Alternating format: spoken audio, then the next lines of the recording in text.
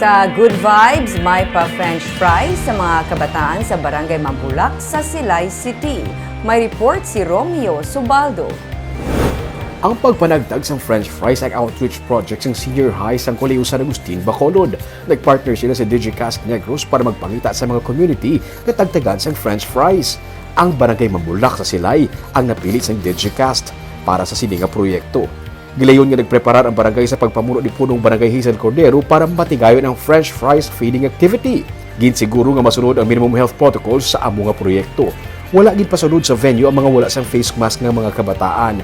Kaginamat-amat na panagtag ang French fries para sa ila. Suno kay Barangay Captain Cordero, madamo sang kabataan sa ilang barangay. Gani kung may mga amo sini klase nga aktibidades, ginaabi-abi gid ini nila para mapalipay man ang mga kabataan. Sa nga Ako ginakabulig. Gina-appreciate ginanamo na mga nag-paresini, nag-donate.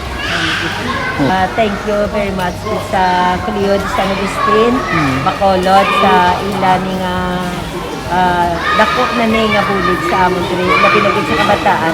Si Senta tanan ka kilos ang French fries at tigayon panagtag sa halos isa ka adlaw nga feeding program.